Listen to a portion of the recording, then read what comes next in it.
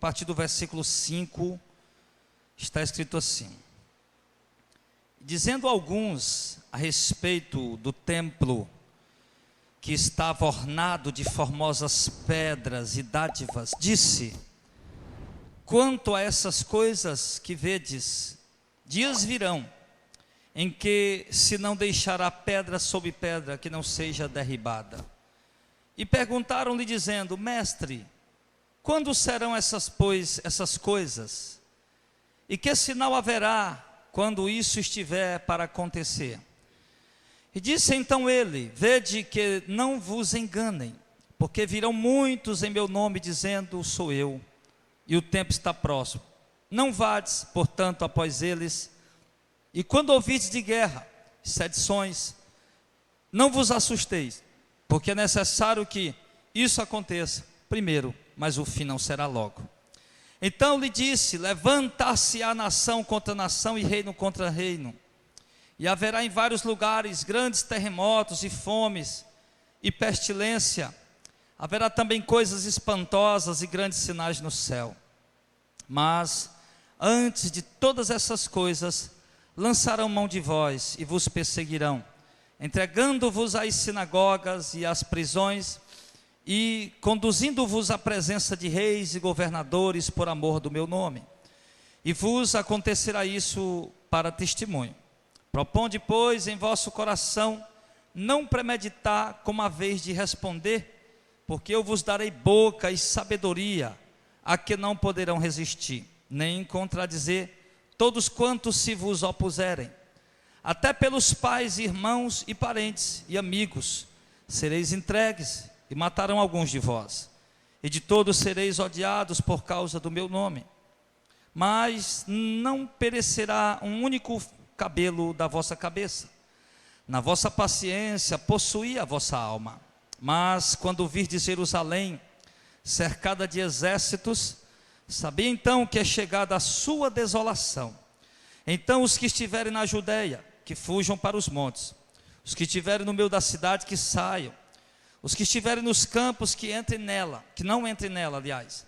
Porque dias de vingança são estes, para que se cumpra todas as coisas que estão escritas. Mas ai das grávidas e das que criarem naqueles dias, porque haverá grande aflição na terra e ira sobre este povo, e cairão ao fio de espada, e para todas as nações serão levados cativos, e Jerusalém será pisada pelos gentios, até que os tempos dos gentios se completem. E haverá sinais no sol e na lua, e nas estrelas, e na terra a angústia das nações em perplexidade, pelo bramido do mar e das ondas, homens desmaiando de terror, na expectação das coisas que sobrevirão ao mundo, porquanto os poderes do céu serão abalados. E então verão vir o Filho do Homem numa nuvem, com poder e grande glória. Ora, quando essas coisas começarem a acontecer, olhai para cima e levantai a vossa cabeça, porque a vossa redenção está próxima. E disse-lhe uma parábola: olhai para a figueira e para todas as árvores, quando já começam a brotar, vós sabeis por vós mesmos, vendo-as, que perto está já o verão. Assim também vós, quando virdes acontecer essas coisas, sabei que o reino de Deus está perto. Em verdade vos digo que não passará essa geração até que tudo aconteça. Passará o céu e a terra, mas as minhas palavras não hão de passar. E olhai por vós, para que não aconteça que o vosso coração se carregue de glutonaria, de embriaguez e dos cuidados da vida, e venha sobre vós de improviso aquele dia, porque virá como um laço sobre todos os que habitam na face de toda a terra. Vigiai, pois, em todo o tempo orando, para que sejais havidos por dignos de evitar todas essas coisas que hão de acontecer, e de estar em pé diante do Filho do Homem. O capítulo que nós acabamos de ler, ele é conhecido como o sermão profético, ou o sermão escatológico. Quando você ouvir a palavra escatologia, você deve entender que escatologia é uma ciência ou uma doutrina que estuda a respeito das últimas coisas. Então, quando o texto está, aliás, o sermão escatológico, ele anuncia eventos, acontecimentos futuros, coisas que iriam acontecer, e Jesus estava falando do futuro. Em um momento Jesus fala de um futuro breve, em outro momento Jesus fala de um futuro mais adiante, e em outro momento Jesus fala de um futuro bem distante, que seria o tempo da sua volta, do seu retorno, e do momento que ele ia tirar a igreja.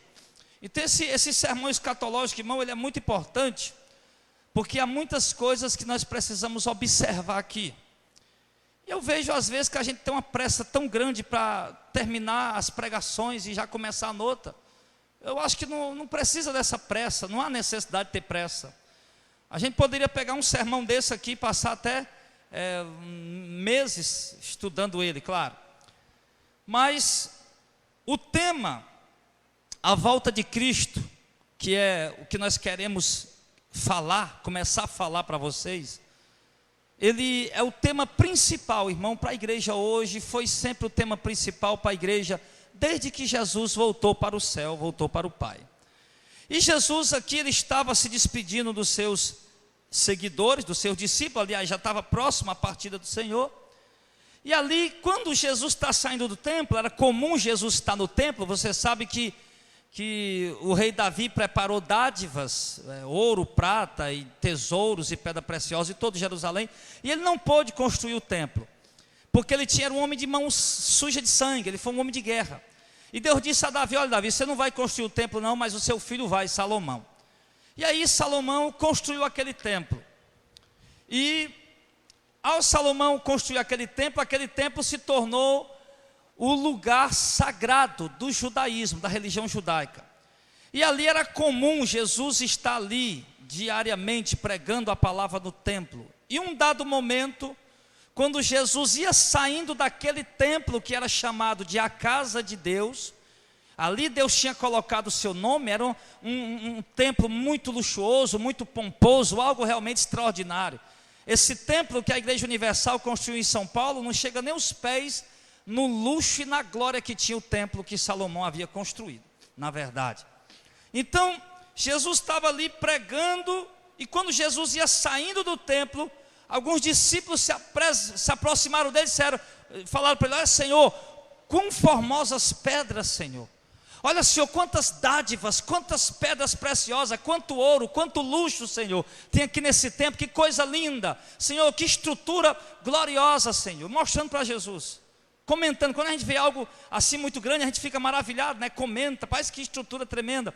E os discípulos estavam ali comentando sobre a glória, o tamanho daquele templo, a estrutura dele, como ele era adornado de pedras preciosas, um luxo inigualável, uma glória inigualável.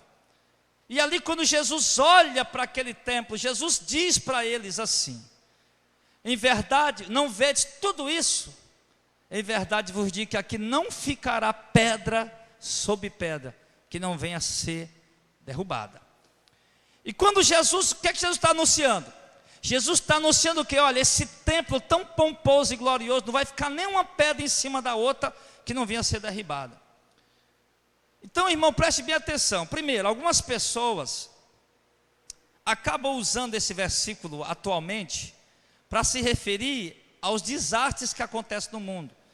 Eu já ouvi muitos pastores, pessoas pegar esse texto e dizer: olha, irmão, está vendo aí, ó, não vai ficar pedra sobre pedra que não seja derribada. Se referindo aos desastres do mundo, se referindo a algumas coisas que estão acontecendo, e não tem nada a ver. Quando Jesus disse, de fato, não ia ficar pedra sobre pedra, ele estava se referindo a quê? Ao templo de Jerusalém. Jesus disse: esse templo de pedra, esse templo aqui, não vai ficar nenhuma pedra que não seja derribada. Jesus se referia a ele. Jesus não estava falando de uma casa que caiu, de um terremoto que aconteceu. Isso ele vai falar depois, terremoto vai falar depois. Mas aqui nesse momento Jesus estava falando do templo de Jerusalém que ia ser derrubado. Então preste bem atenção. O templo tinha há pouco tempo sido acabado de ser reformado por Herodes o Grande. O rei Herodes havia reformado o templo. O templo sempre precisava ser reformado como qualquer construção. E ninguém imaginava que aquele templo um dia ia cair, ia ser destruído ao ponto de não ficar pedra sobre pedra. Inclusive aquilo que Jesus falando aquilo, para muitos era até uma blasfêmia, um insulto. Para muitos, que Jesus falando aquilo ali, era até um tipo de indício de uma rebelião, ou de má fé, de má gosto contra o templo. Mas não, Jesus não estava usando de má fé, nem de má gosto, e muito menos querendo se rebeliar. Ele estava trazendo uma revelação da parte de Deus. E a destruição do templo, irmão, seria para o povo judeu uma das piores desgraças que poderia acontecer. Uma das piores tribulações e dores que os judeus podiam sentir. Por quê?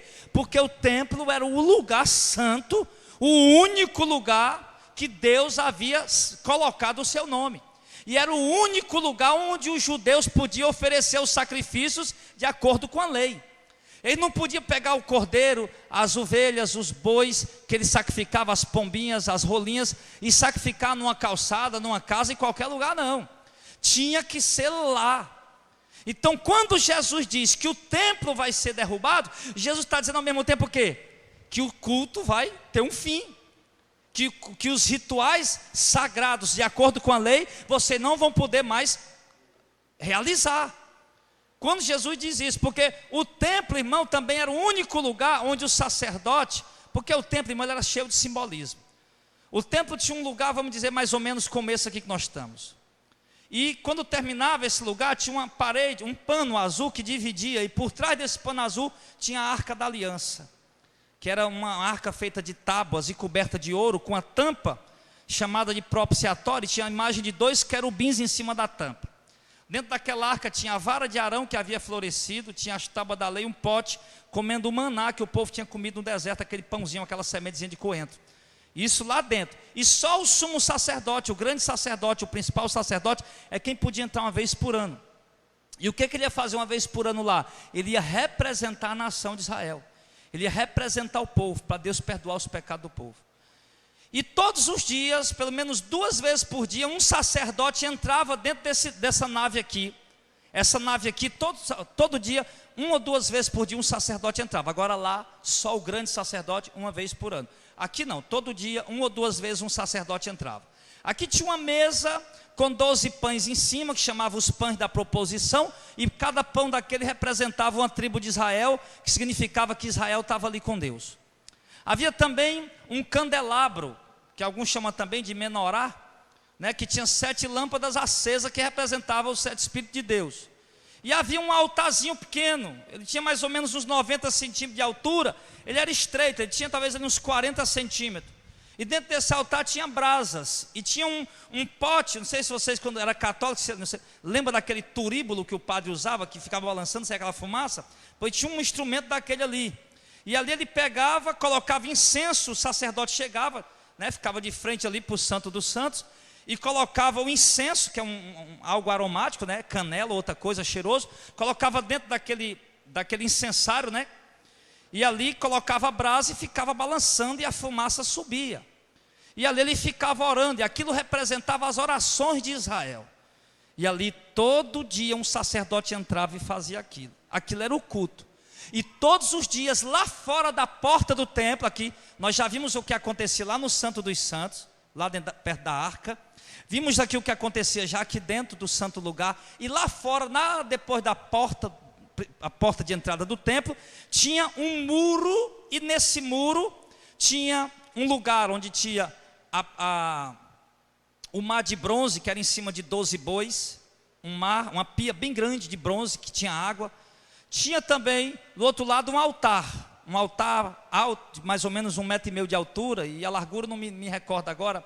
E esse altar tinha 4 pontos. E ali naquele altar, o sacerdote, ele ficava ali fora, e o povo vinha entrando, o povo só podia entrar até lá, o povo não podia entrar aqui dentro, e o povo ia até lá trazendo ovelhas, trazendo pombinhos, rolinha, tudo dependia da condição financeira de cada um, trazendo bois, e entregando ao sacerdote. O sacerdote degolava aquele animal, derramava o seu sangue, jogava nas 4 pontas do altar, e tocava fogo naquele animal, numa parte da carne dele, e aquilo subia como um sacrifício para Deus. Era um ritual, aquilo era o culto. O povo fazia aquilo, eles se sentiam bem, se sentiam contentes, alegres, felizes, como a gente quando vem para um culto, canta louvores, ouve a palavra, a hora a gente volta para casa também, alegre, feliz, contente.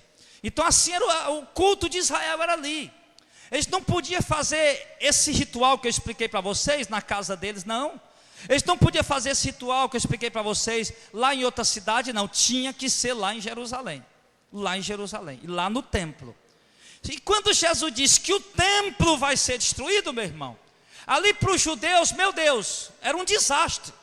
Se o templo for destruído, nós não vamos mais poder sacrificar os cordeiros que Deus manda para perdoar nossos pecados. Se o templo for destruído, o sacerdote não vai mais poder entrar dentro do templo para oferecer o incenso, a oração do povo. Se o templo for destruído, o sumo sacerdote não vai mais poder entrar no Santo dos Santos para poder representar a nação de Israel. Então aquilo mesmo, essa profecia de Jesus para nós parece algo simples, mas para o povo judeu, irmão, era um grande desastre. E Jesus entregou essa profecia para eles. Só aí quando Jesus entrega essa profecia, a primeira reação dos discípulos de Jesus, que não eram brasileiros como nós, mas eram judeus, a primeira reação dos discípulos de Jesus foi o quê? Se aproximar de Jesus, no verso 7, e perguntar: mestre, quando serão, pois, essas coisas? E que sinal haverá quando isso estiver para acontecer? Lá em Mateus 24, no mesmo sermão, eles perguntam: mestre, dize-nos quando serão essas coisas e que sinais haverão da tua vinda e do fim do mundo. Então os discípulos, quando viram Jesus falando da destruição do templo, eles disseram: é o fim do mundo, o templo ser destruído. Mas Jesus sempre vinha falando também do retorno dele e do final dos tempos. E ali os discípulos ficaram logo preocupados, ou ansiosos, desejosos de querer saber logo que conversa era essa, que história era essa, e quando é que isso ia acontecer, como é que isso ia acontecer. E ele se aproxima de Jesus e faz essa pergunta: quando isso vai acontecer, Senhor? Se o Senhor não quer dizer quando vai acontecer, diga pelo menos os sinais que vão acontecer, para a gente entender quando estiver perto de acontecer isso. Eles pediram para Jesus dizer quando seriam essas coisas, ou pelo menos, que sinais haverá quando isso tiver para acontecer. Ou seja, Jesus, se o Senhor não quer dizer a gente a data e o dia quando isso vai acontecer, fala pelo menos os sinais que vão preceder esses acontecimentos. Fala pelo menos os sinais que vão mostrar quando isso estiver perto de acontecer. Aí então eles pediram sinais. Já que Jesus não ia falar o dia, nem a hora, nem o ano, nem o mês, pediram para Jesus falar os sinais. E foi aí então que Jesus começou o sermão escatológico. Foi aí então que Jesus começou a revelar as coisas que iam acontecer, tanto com a igreja daquela geração, como com a nação de Israel daquela geração e de outras gerações, como também com a igreja do final dos tempos. E Jesus começou a revelar aqui. E Jesus disse para os seus discípulos, começou a dar os sinais. E primeiro Jesus alertou eles quanto aos enganadores que iam surgir. Ele diz no verso 8: disse então Jesus, vede que não vos enganem, porque virão muitos em meu nome dizendo: eu sou Cristo, e o tempo está próximo, não vades portanto após eles. O que Jesus está dizendo? Jesus disse: olha, eu vou dar os sinais para você, os sinais que vão revelar para vocês quando essas coisas estiverem perto para acontecer. Mas vocês tenham cuidado de uma coisa: vocês tenham cuidado para que ninguém venha enganar vocês. Por quê? Jesus explica para eles: tenham cuidado para que ninguém engane vocês, porque muitos virão em meu nome, dizendo que são o Messias, o Cristo, o Salvador. E lá em Mateus 24, em Lucas capítulo 13, que também tem o mesmo sermão, Jesus acrescenta dizendo o seguinte: que muitos virão em meu nome dizendo: eu sou o Messias, e virão também muitos falsos profetas. Lá ele acrescenta os falsos profetas, aqui não. Mas por um sermão tem que estar, um ajudando o outro, não é isso? Um diz uma coisa, um sermão diz uma coisa, outro sermão diz outra, e aí a gente vai entendendo melhor os sinais que Jesus está falando. Porque se a gente lesse só o sermão escatológico de Lucas 21, ele não está falando de falso profeta. Então então Jesus não disse que ia vir falso profeta, ele disse que só que ia vir pessoas dizendo que era ele. Mas lá em Mateus e Lucas ele diz que também viriam falsos profetas. Então nós lá já entendemos o quê? Que tanto viriam pessoas dizendo que era Jesus, que era o Messias, e viriam outros dizendo também que eram também profetas, porém falsos profetas. Então Jesus já está alertando a igreja quanto a isso. Porque sempre, irmão, foi um cuidado de Jesus antes dele partir, em alertar a sua igreja quanto aos perigos que iriam surgir na nossa caminhada. Os perigos que iam surgir no nosso meio. Os intrusos, os invasores, que iam querer entrar dentro da igreja, ou no meio da igreja. Quando eu digo dentro da igreja, não é dentro do prédio, você entende? É dentro da igreja, no meio da igreja. Porque a igreja é o povo de Deus, né? É o povo de Deus. Essa palavra igreja é uma palavra grega, né? Eclésia ou eclesia, que significa o chamado, os chamados para fora, né? Os chamados para fora. E essa palavra eclesia, que é igreja, ela era no primeiro século da igreja primitiva, ela se referia tanto a um grupo de cristãos reunido para fazer um culto, como nós estamos aqui, como também a um grupo de irmãos reunidos para fazer qualquer outra coisa. Ali era chamado de eclesia. Por exemplo, se um grupo de cristãos tivesse reunido numa casa almoçando, ali eles também chamava de eclesia. E se um grupo de cristãos tivesse reunidos também num culto como esse, também chamava de eclesia. E essa palavra eclesia, ela foi dirigida a princípio a cada igreja local. Por exemplo, aqui tem uma eclesia, lá no outro bairro lá tem outra eclesia agora, lá no outro bairro tem outra eclesia. Então cada ajuntamento de cristãos era uma eclesia, uma igreja. E também foi, mais na frente, ela definiu também a igreja como um todo. Tanto define os grupos, pequenos grupos reunidos de cristãos, como também toda a igreja em todo o mundo, né? Vamos dizer que tem cristãos aqui em Fortaleza, tem cristãos lá no Rio de Janeiro, tem cristãos em São Paulo, tem cristãos no Afeganistão, então todos formam a eclesia, né? A igreja do Senhor. Então, quando eu digo que eles iam entrar no meio da igreja, eu me refiro a isso, né? Não é que eles iam entrar aqui dentro desse prédio. Quando Jesus disse que eles iam entrar em nosso meio, os falsos profetas, ou alguns dizendo que era o próprio Jesus, eles iam entrar no meio da igreja. Você já entendeu a igreja, o que é que significa?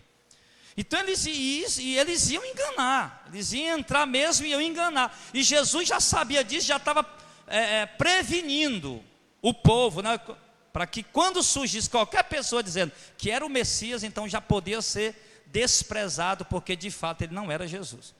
Porque Jesus é único, ele é Senhor, ele é Rei, e ele morreu e ressuscitou e está sentado à direita do Pai. E quando ele vier, não vai ser do jeito que ele veio no começo, né? Quando ele vier, vai ser diferente. Que isso aí a gente vai ver hoje à noite no culto.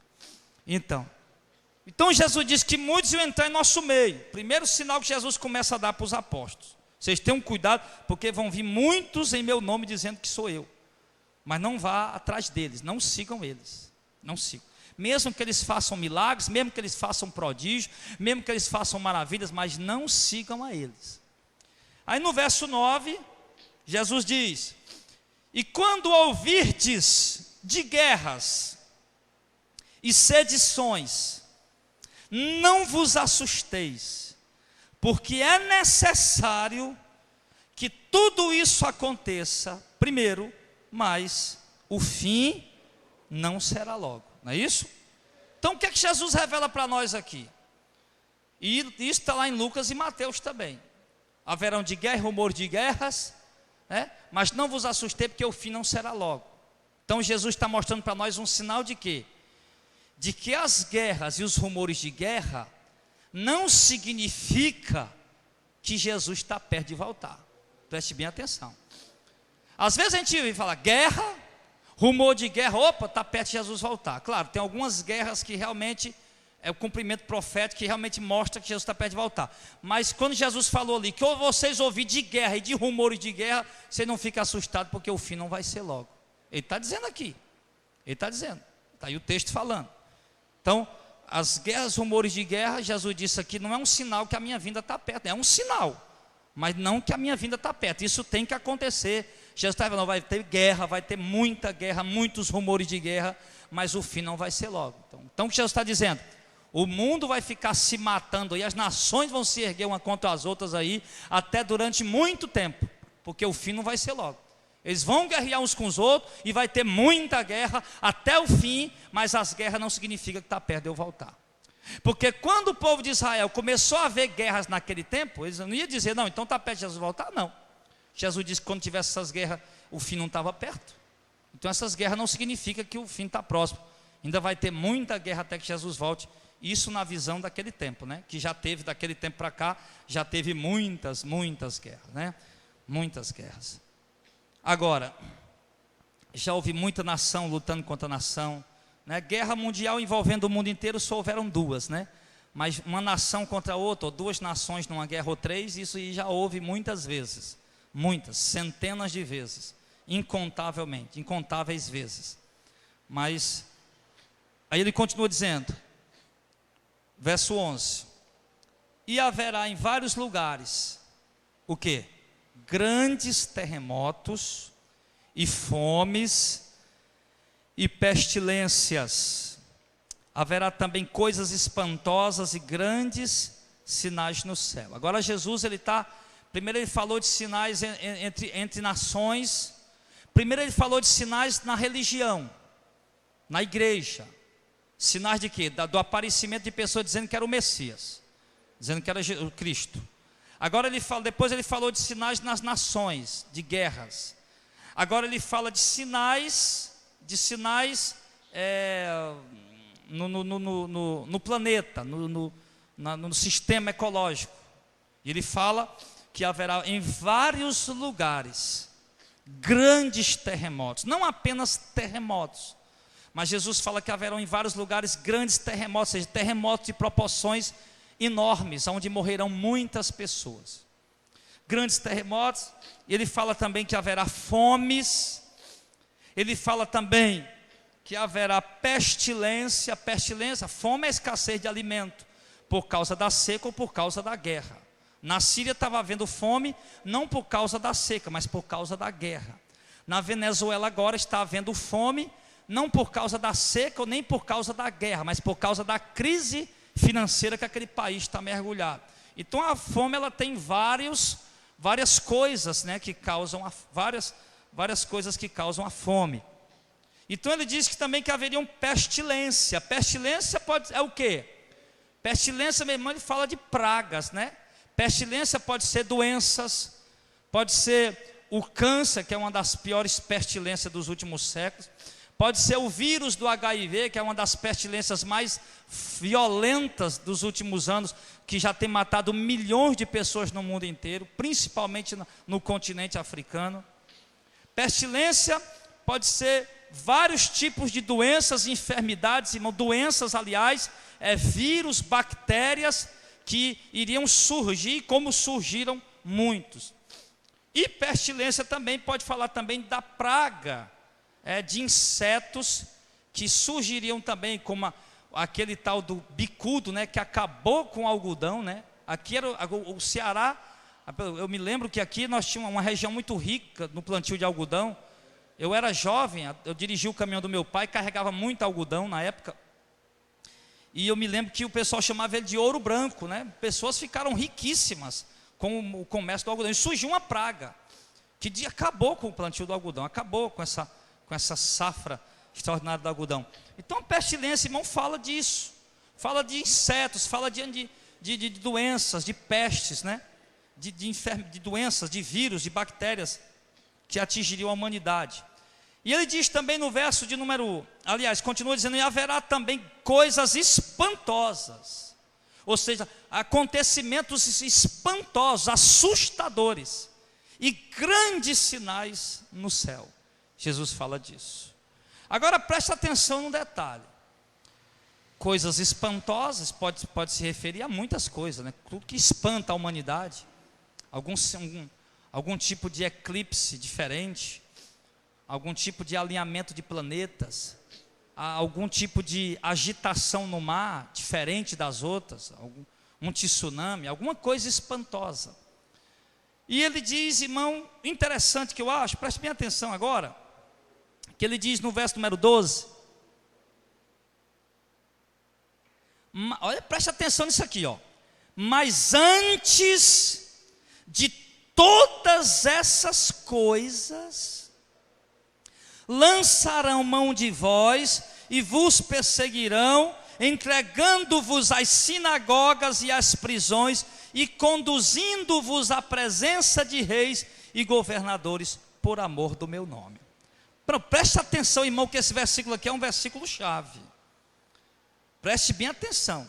Eu já li essa passagem aqui muitas vezes, muitas dezenas de vezes, e eu vim perceber esse versículo, a revelação desse versículo agora há pouco tempo.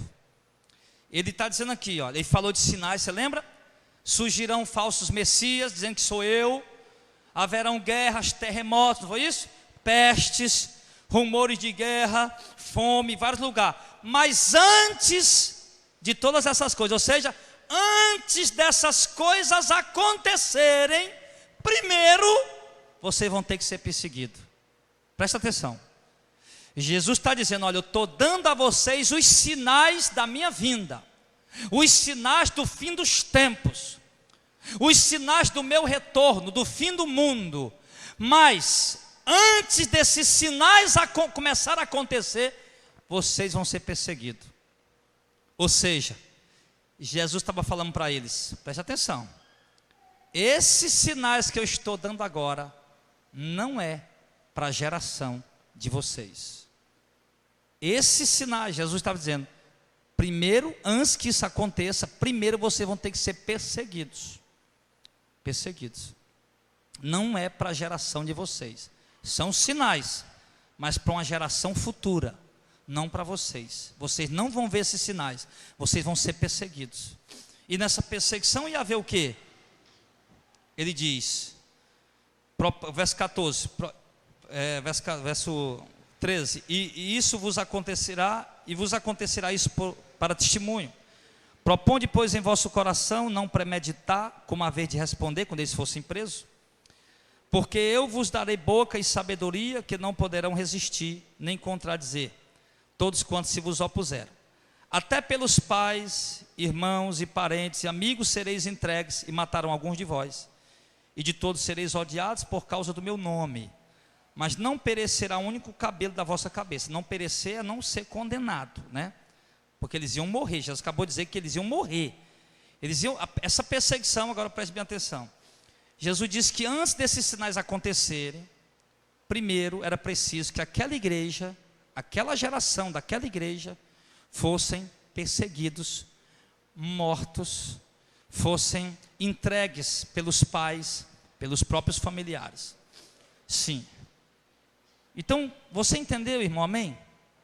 Jesus deu os sinais, mas ele disse que esses sinais não iam se cumprir naquela geração.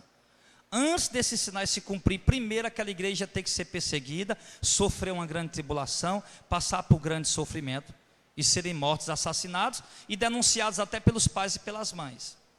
Sim. E isso, meu irmão, de fato aconteceu. Houveram, irmãos, pelo menos, preste bem atenção, 10 grandes perseguições contra a igreja. A primeira perseguição contra a igreja foi a perseguição que veio por intermédio do próprio povo judeu.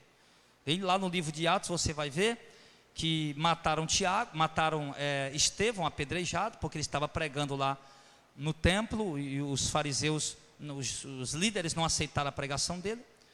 E levaram ele para a porta de Jerusalém e apedrejaram ele até a morte, o jovem. E no que aquele jovem morre, surge uma grande perseguição contra a igreja lá em Jerusalém. E a igreja precisa se espalhar por muitas partes do mundo. E ali, meus irmãos, eles precisam fugir. Só que alguns, eles começam a ser perseguidos.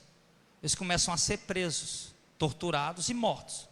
E depois começou a vir outras grandes perseguições, por exemplo, a perseguição que veio, mais conhecida pelo imperador Nero, pelo imperador também Vespasiano, imperadores romanos. Agora a perseguição não é mais a perseguição dos judeus, agora a perseguição é a perseguição romana. os romanos estão perseguindo os cristãos. Só para você ter uma ideia, Nero, o ódio de Nero pelos cristãos era tão grande, irmãos, que ele mandou matar, ele mandou amarrar cristãos em postes lá no jardim da casa dele. E os cristãos eram enrolados num tipo de plástico coberto com piche e eram queimados vivos para iluminar os jardins da casa do Nero. E nas ruas do mesmo jeito, nas ruas de Roma também, eles colocavam cristãos ali em poste também queimando vivo. Foi exatamente nessa perseguição de Nero que morreu o apóstolo Paulo também e o apóstolo Pedro. Paulo morreu por volta do ano 64.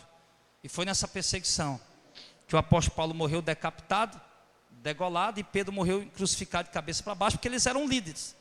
E eles acreditavam que se matasse os líderes, o movimento cristão ia se acabar. Mas o cristianismo não era um movimento, era a igreja do próprio Deus vive, ela nunca ia se acabar. Inauguraram o Coliseu, e na inauguração do Coliseu, o espetáculo era a morte de cristãos. Eles matavam os cristãos. Só para você entender o que eles faziam, pegavam cristãos, irmãos, e tem até uma história interessante de uma senhora chamada Perpétua e a escrava chamada Felicidade, e muitos outros cristãos. E eles eram cobertos com peles de ovelha e colocavam ele dentro da arena. E quando colocavam dentro da arena, os cachorros vinham, soltavam os cachorros estraçalhava eles, mordia, rasgava eles, mas não matava, só para torturar. Depois dessa tortura vinha um carrasco e terminava o serviço degolando ou encravando a espada. Tinha outro tipo também de morte que eles faziam, pegavam cristãos, criança, mulheres, jovens, enfim, cristãos, e colocavam dentro da arena e soltavam touros. E os touros, irmãos, saíam embravecidos dentro da arena, coiçando e dando chifradas, e jogando o cristão para cima, para tudo que era lado. Alguns acabavam morrendo, mas outros não, apenas ficaram muito debilitados com a brutalidade daqueles touros. E depois vinha o carrasco e terminava o serviço e acabavam matando. Outros eram entregues aos leões. Leões que passavam uma semana sem comer, esfomeados, e eles soltavam aqueles leões dentro da arena, e ali colocavam os cristãos ali, e ali os leões iam, irmãos, e pegavam os cristãos e devoravam os cristãos, matavam eles. Irmãos, a gente vê isso, irmão, isso é doloroso, isso é triste, irmão. Isso é muito triste. Foram pessoas como eu e você, cheios de saúde, jogados numa fogueira, onde o fogo começava a queimar pelas pernas, e começava queimando, e até aquela pessoa ali desmaiar para não sentir mais dor, ela sofria muito com aquelas chamas. Os cachorros mordendo, eles sem poder fazer nada. Outros eram amarrados, irmãos, amarrados pelo pescoço e arrastados dentro das ruas, até que fossem despedaçados. Tiago, chamado Tiago Menor, Tiago Menor, ele foi morto a pauladas, mas não era assim, chegar e dar uma paulada na cabeça e matar, não. Eles davam pauladas com requinte de crueldade. Começavam a dar pancadas pequenas e depois iam aumentando até matar a pessoa. Outros eram esfolados vivos. Só para você ter uma ideia, teve um imperador, irmão, que mandou tirar a pele deles vivo. Imagina. Outros tinham suas entranhas rasgadas vivas. Eles rasgavam as entranhas e tiravam as suas vísceras para fora. E as pessoas ali agonizando até morrer.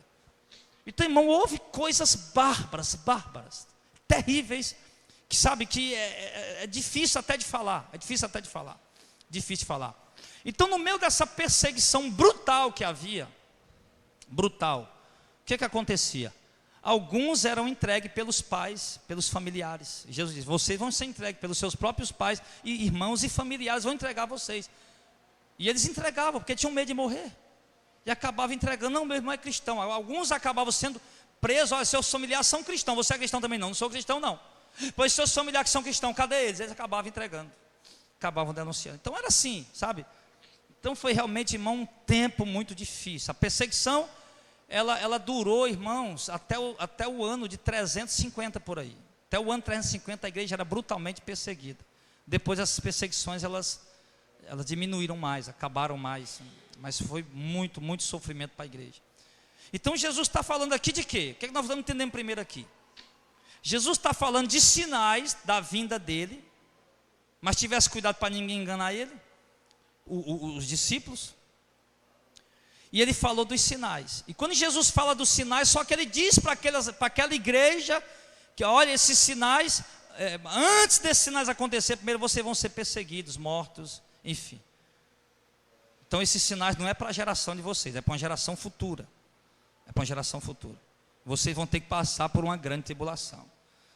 Então, irmão, nós aprendemos aqui, também, nesse sermão escatológico de Judas, que o sermão escatológico de Judas, Lucas 21, Marcos 13, Mateus 24, é o mesmo sermão escatológico. Só que uns diz algumas coisas que o outro não fala. Uns resiste a alguma coisa que o outro não registrou, mas é o mesmo sermão. Então, o que é que Deus nos mostrou aqui dentro desse sermão? Existe aí, irmão, pelos teólogos, algo chamado de um acontecimento chamado de a grande tribulação. E esse acontecimento chamado de a grande tribulação, a maioria das igrejas acreditam que a grande tribulação acontecerá depois do arrebatamento da igreja. Mas eu quero lhe dizer, irmão, como é o nosso costume estudar as escrituras sem visão denominacional. Nós não estudamos as escrituras, eu vou estudar as escrituras com a visão da igreja Missão de Fé. Não, nós estudamos as escrituras com a visão, buscando compreendê-la da forma que ela realmente se expressa, da forma que ela realmente é. Então é isso que é o nosso propósito. Então o que é que nós percebemos nessa questão de a grande tribulação, que a maioria dos estudiosos, dos teólogos das denominações dizem que vai ser depois do arrebatamento da igreja?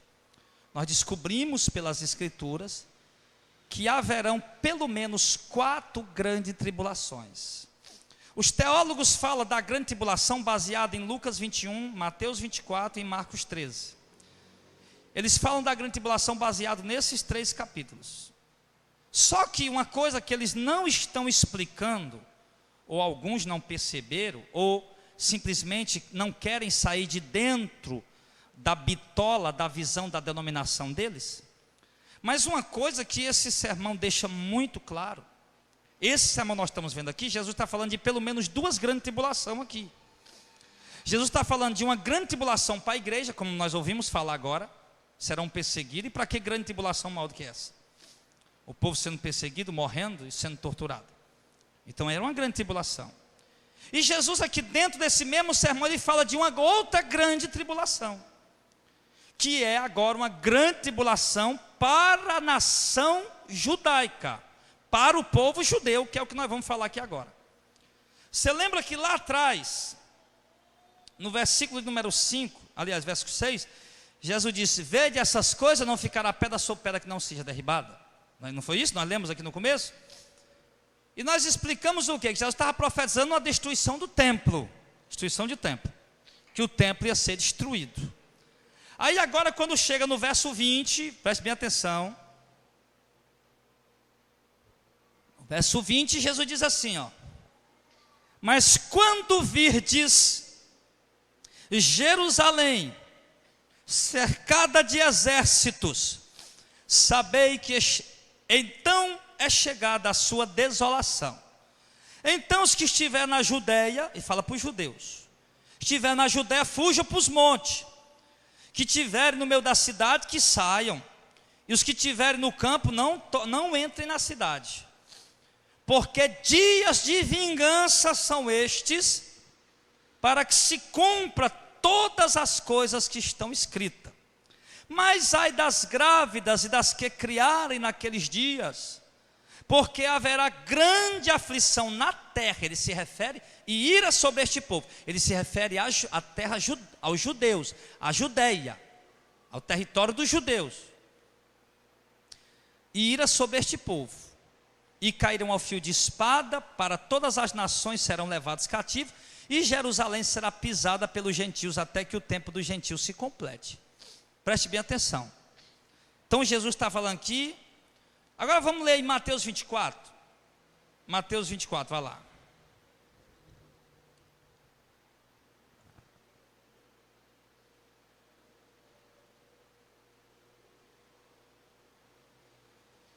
Mateus 24, verso 15. Quando, pois, virdes que a abominação da desolação de que falou o profeta Daniel está no lugar santo, quem lê entenda, isso aqui é o mesmo sermão lá de Lucas 21, mas lá não tem isso. Então os que estiver na Judéia que fuja para os montes, quem estiver sob o telhado não desça a tirar alguma coisa, agora isso aqui ele já falou lá. E quem estiver no campo não volte a buscar suas vestes, mas ai das grávidas e das que amamentaram naqueles dias. E orai para que a vossa fuga não aconteça no inverno nem no sábado, porque haverá então grande aflição, como nunca houve desde o princípio do mundo até agora, nem tão pouco jamais haverá. Amém. Então volta lá para Lucas 21. Então, irmão, vamos entender isso aqui, preste bem atenção. Baseado nessas passagens, os teólogos falam que se refere a uma grande tribulação, que acontecerá depois do arrebatamento. Mas eu quero lhe dizer, irmão, que o texto, Lucas 21, está falando de uma grande aflição que nunca houve nem jamais haverá, não é isso? Não é isso? Mas para quem é essa grande aflição, essa grande tribulação? O que foi que ele disse aqui em Lucas 21, ó? Porque, verso 22, Lucas 21, verso 22, porque dias de vingança são estes, para que se cumpra todas as coisas que estão escritas, mas ai das grávidas que criaram naqueles dias, porque haverá grande aflição na terra e ira sobre este povo. Que povo? O judeu. Jesus está falando de uma grande tribulação que nunca houve e nem jamais haverá, mas ele está se referindo à nação judaica, ao povo judeu. Uma grande tribulação ao povo judeu. O texto, irmão, é claro. Não, se você quiser, a gente pode ler 10 vezes, nós vamos ler isso. Você está vendo o contexto. Nós não estamos saltando o contexto, nós temos que ler dentro do contexto. Então Jesus fala de uma grande tribulação que nunca houve com o povo judeu e nunca jamais haverá uma tribulação igual àquela. Agora vamos entender que tribulação é essa que Jesus estava se referindo. Ela já se cumpriu. Irmão, Jerusalém ela foi destruída mais de 40 vezes. O templo foi destruído 2 vezes. E foi levantado 2 vezes. O templo foi destruído uma vez pelo rei Nabucodonosor e foi reerguido. Pronto, foi destruído dessa vez. E depois o templo foi reformado nesse mesmo período que foi levantado, foi destruído pelo rei Nabucodonosor, depois ele foi erguido por Neemias e Esdras e os judeus daquela época. Aí o templo ele ficou até o tempo de Jesus, sem ser destruído, certo? O rei Herodes tinha feito lá uma reforma. Agora Jesus disse que não ficaria pedra sobre pedra, e ali começa a grande tribulação para o povo judeu. Por quê? Como vocês ouviram eu dizer no princípio, que o templo de Jerusalém é o maior símbolo religioso da nação judaica. É um lugar realmente onde eles cultuam a Deus.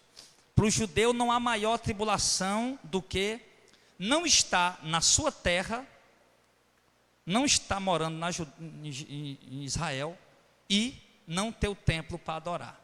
Aí o que aconteceu? Por que essa tribulação foi a maior de todas as tribulações para o povo judeu? Por que foi a grande tribulação para o povo judeu? Porque ele diz no verso 20, ó, mas quando vi de Jerusalém cercada de exércitos, sabei que é chegada a sua desolação. No ano 70, agora vamos narrar como foi que aconteceu, que o templo foi derrubado, não ficou pedra sobre pedra, e veio a grande tribulação para o povo judeu. Vamos explicar. Você está entendendo aí, amém? Eu vou explicar para vocês agora, como foi que o templo foi destruído, e veio essa grande tribulação para o povo judeu, que tem a ver com a destruição do templo. Jesus fez a profecia, no ano 70 da era cristã, né, que fazia 40 anos que Jesus tinha ressuscitado, no ano 70, havia um general romano, o território da Judéia, a nação de Israel, estava debaixo ainda do Império Romano. Os romanos é quem estava mandando lá, certo? Então no ano 70, houve o seguinte, houve uma rebelião lá dentro de Jerusalém. Os judeus quiseram de todo jeito tomar Jerusalém de volta, das mãos do romano. Rapaz, essa cidade é nossa, vamos tomar. Acabaram levantando lá um pequeno exército, que não podia ter exército, o povo judeu, Só quem podia ter um pequeno exército de 20 homens, no máximo, era o sumo sacerdote. O povo judeu não podia ter exército. E ali eles organizam um exército ali, rapidamente. E o que é que eles fazem? Eles começam a matar os soldados romanos que estão lá, tomando conta da cidade. Eles começam a matar. Começam a matar um soldado romano aqui, começa a matar um soldado romano ali. E, de repente, eles se levantam e fazem ali uma pequena guerra e matam todos os soldados romanos que estão lá dentro de Jerusalém. E aí os judeus acreditam, pronto, tomamos a cidade, agora é nossa. A notícia chega a Roma. O general Tito diz: enviaremos tropas para Jerusalém, vamos tomar a cidade de volta. E agora estão irados. Por quê? Porque os judeus se rebelaram. O general Tito não vai, ele envia uma tropa. Um exército enorme vai, arrodeia a cidade inteira. A cidade é murada. Arrodeiam a cidade, passam 3 meses rodeando a cidade. Ninguém entra, ninguém sai. Jesus disse: quem estiver fora não entra, quem estiver dentro saia, mas não dava para sair.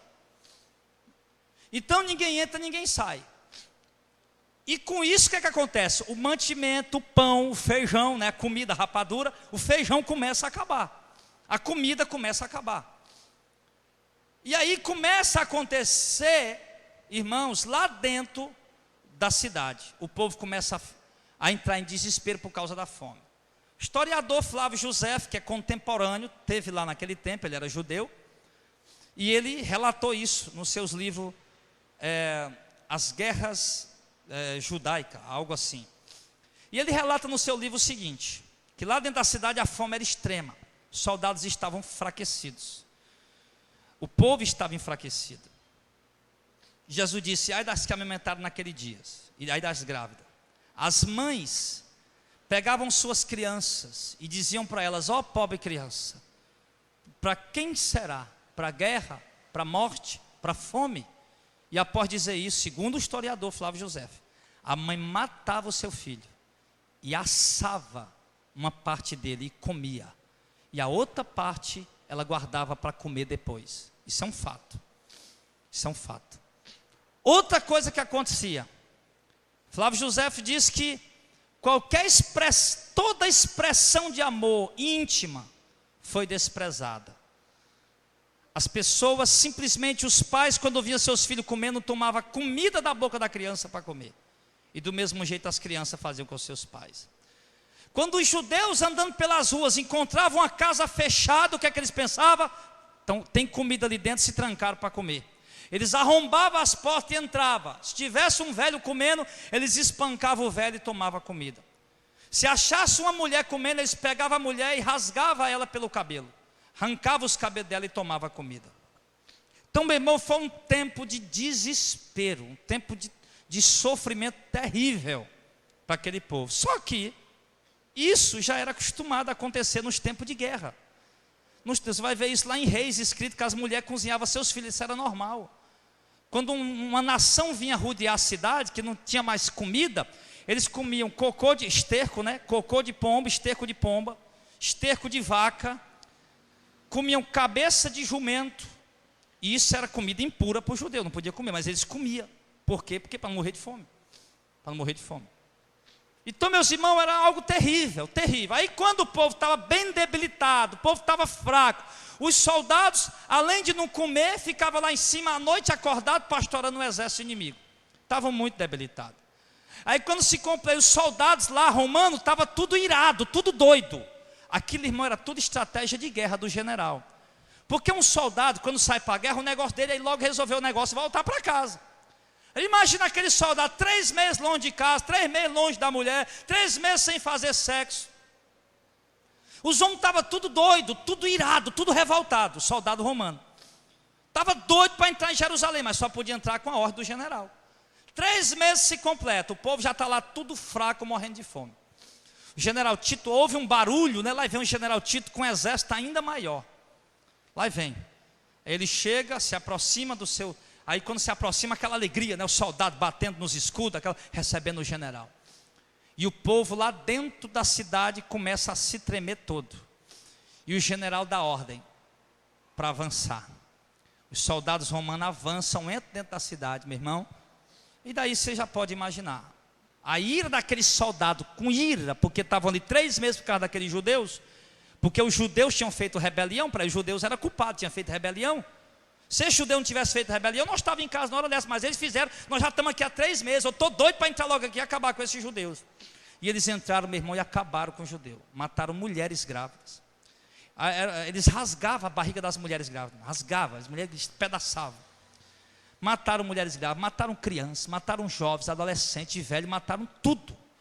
E outros eles levavam cativos lá para o Egito, e outros eles deixavam lá mesmo, para ficar morrendo lá.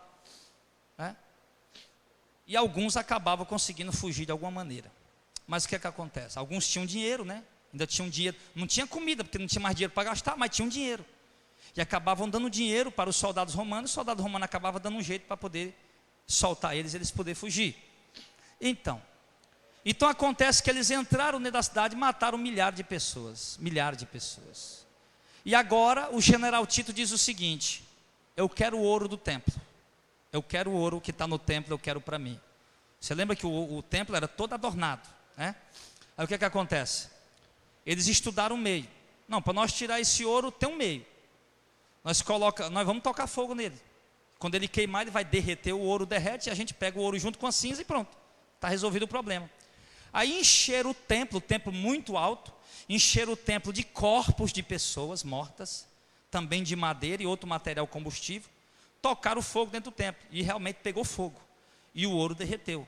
Só que quando o ouro foi derretendo nas paredes, irmão, o ouro foi descendo, adivinha para onde? Para os alicerces. Foi entrando nos alicerces. Aí o ouro derreteu, o templo queimou, né? Não caiu, mas queimou, e entrou nos alicerces. E aí disseram para o general Tito, fizemos realmente o que tinha que fazer, mas o ouro derreteu e entrou dentro dos alicerces.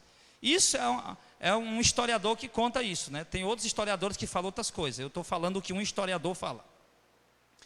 E ele disse que o ouro derreteu e entrou nas brechas dos alicerces. E o general disse: não, eu quero o ouro para mim, só tem um meio. O quê? Derrubar o templo.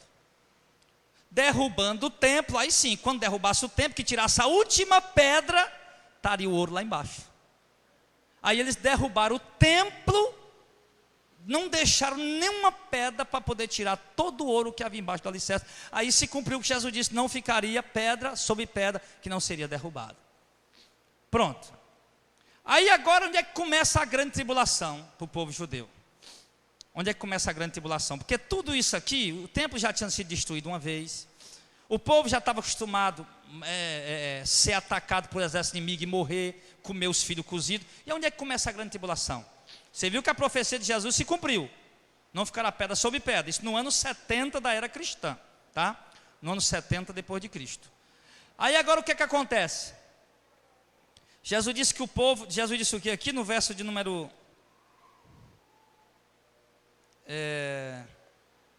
24, e cairão ao fio da espada, e para todas as nações serão levados cativos, e Jerusalém será pisada pelos gentios, até que o tempo dos gentios se complete. Amém.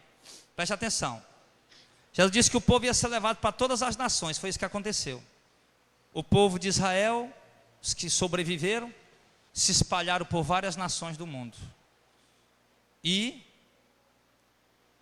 a cidade de Jerusalém, o território judeu, israelita, a nação, como o Brasil é um território israelita, território judeu, a nação de Israel, o território, passou desde o ano 70 depois de Cristo, até 14 de maio de 1948, quase 2000 anos, sem os judeus voltarem para lá. Voltaram poucos, sem a nação voltar para lá, e sem ser uma nação reconhecida pelo mundo. Passaram quase 2000 anos dispersos pelo mundo e sem o templo, como ainda hoje o templo ainda não existe, daquele templo ainda que foi destruído. Então por isso, irmão, foi a grande tribulação que nunca houve e nem jamais haverá para os judeus. Por quê? Porque o judeu nunca tinha passado tanto tempo fora da terra deles. No cativeiro babilônico, lá no livro de Reis, pela mão do Nabucodonosor, eles passaram 70 anos longe da nação deles, da terra deles. 70 anos longe. Agora não, meu irmão, foi 2000 anos distante. E 2000 anos sem templo, sem culto, sem sacerdote, sem sumo sacerdote, sem o cumprimento dos rituais da lei. 2000 anos. 2000 anos. Quando chegou o ano de 14 de maio de 1948, houve lá uma guerra, porque a ONU quis entregar o território, uma parte do território para a nação de Israel, e esqueci a nação agora o nome, a outra nação que estava lá ocupando o território não deixaram. Aí houve uma guerra onde os judeus venceram essa guerra num dia, e acabaram conquistando mais território ainda, e ainda hoje estão lá como nação, não no território todo, mas a grande parte do território lá está na mão deles de novo. Então ali, meu irmão, cumpriu-se a profecia de quê? Da grande tribulação para o povo judeu, esses 2000 anos distante de Jerusalém, e 2000 anos sem templo, sem poder realizar o culto conforme a lei manda.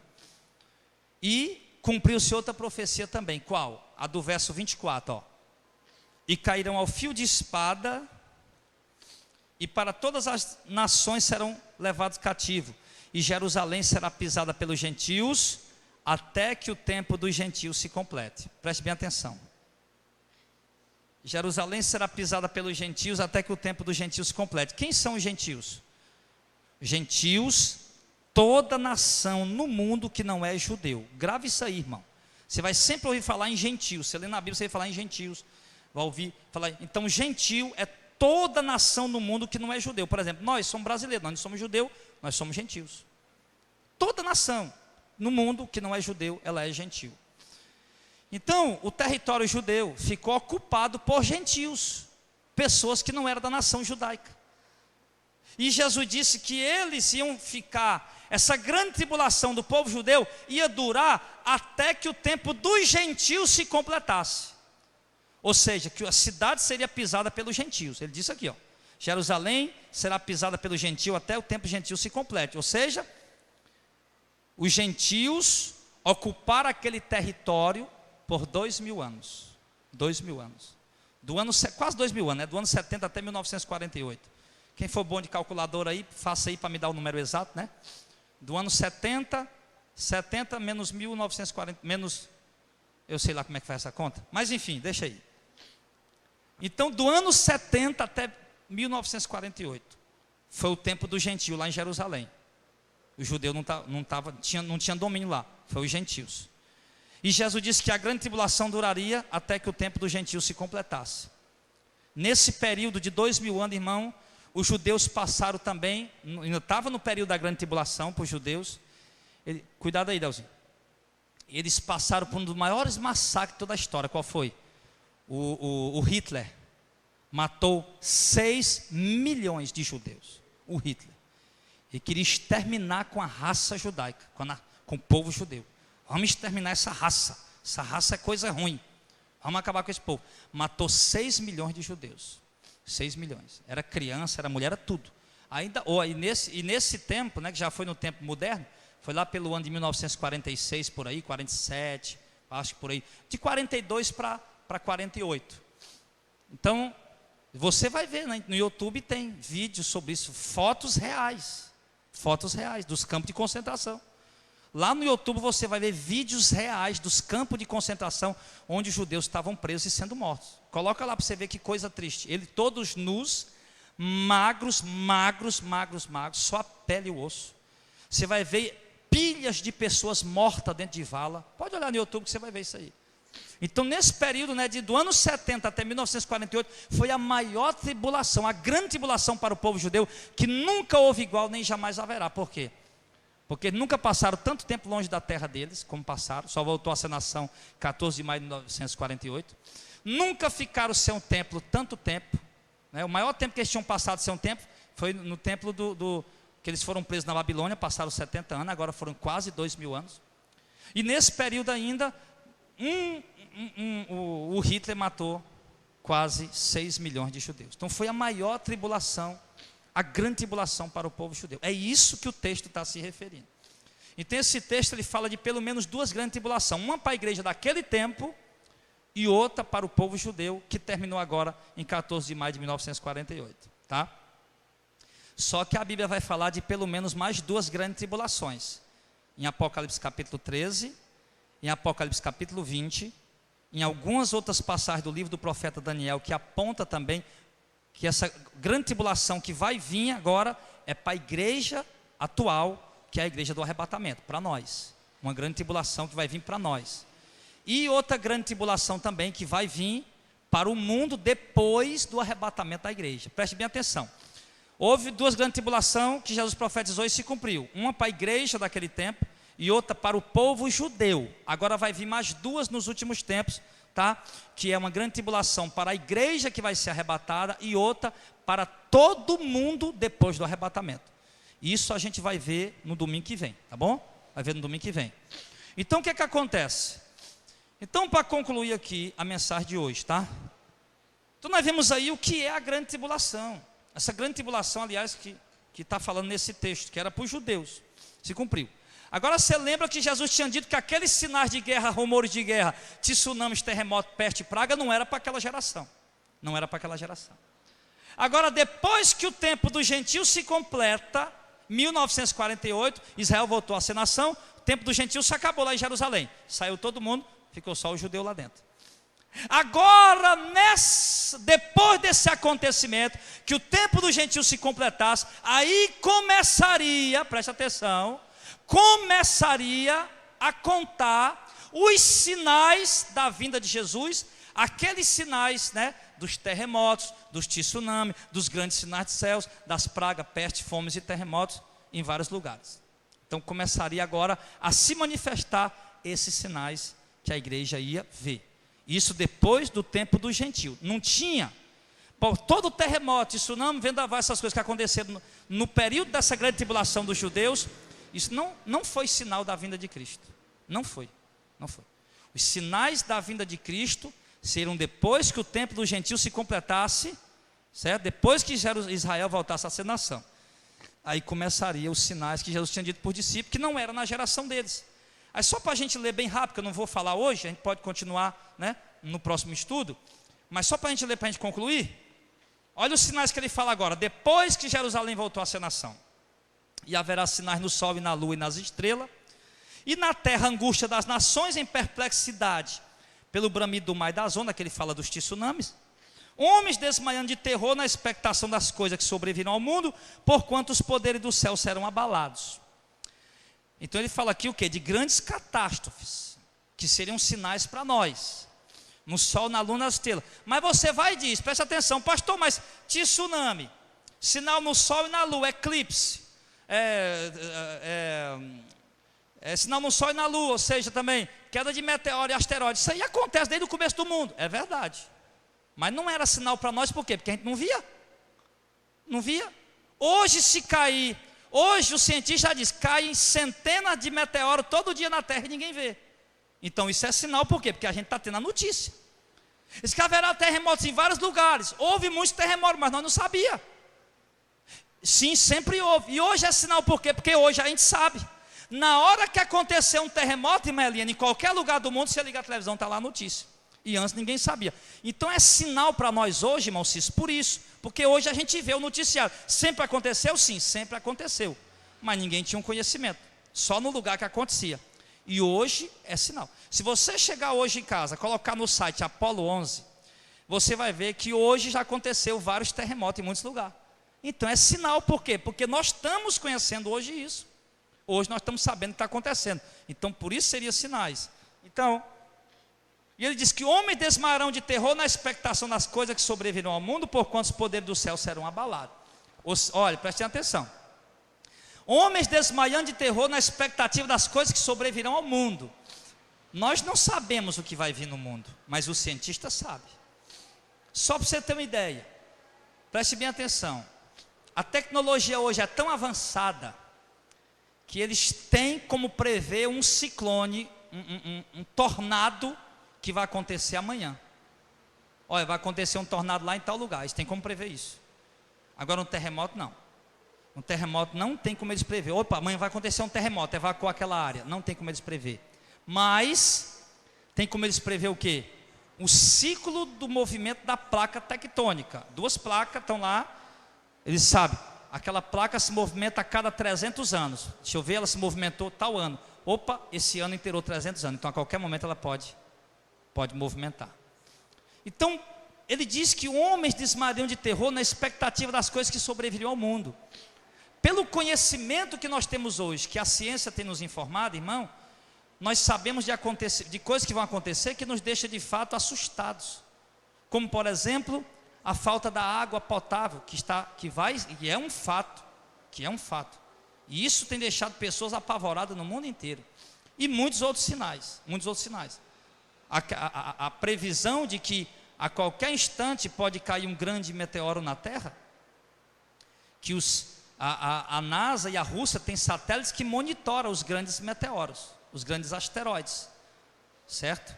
Mas com tudo isso, de vez em quando surge um asteroide ou um meteoro que eles não percebem, de repente ele entra na atmosfera na Terra. Eles não podem ver tudo, não tem como eles ver tudo. Então, meu irmão, agora ele diz assim, ó, verso 27, então verão vir o Filho do Homem, está vendo? Ó, depois desses sinais, verão vir o Filho do Homem numa nuvem com grande poder e glória. Agora presta atenção, verso 28, ó, ora, quando essas coisas começarem a acontecer, levantai a vossa cabeça, porque a vossa redenção está próxima. E disse-lhe uma parábola, olhai para a figueira e para todas as árvores, quando já começa a brotar, vós sabeis por vós mesmos, vendo-as que está perto já o verão. Assim também vós, quando ouvirdes acontecer essas coisas, sabei que o reino de Deus está perto. Em verdade vos digo que não passará esta geração até que tudo aconteça. Passará o céu e a terra, mas as minhas palavras não passarão. Essa geração, ele se refere, que geração? A geração dos discípulos daquele tempo? Não. Por quê? Porque a geração dos discípulos daquele tempo, esses sinais não eram para eles. Jesus disse muito claramente lá, como nós lemos no verso 12, mas antes de todas essas coisas, lançarão mão de vós. Ou seja, essas coisas não é para a geração de vocês. Jesus se refere à geração depois que Israel voltasse a ser nação. Depois que Israel voltasse a ser nação, então é a geração que Jesus se refere aqui nesse texto. Amém, pessoal? Então, para concluir, olha o detalhe. Vamos ler só mais 2 versículos para a gente terminar. Lucas 21 mesmo.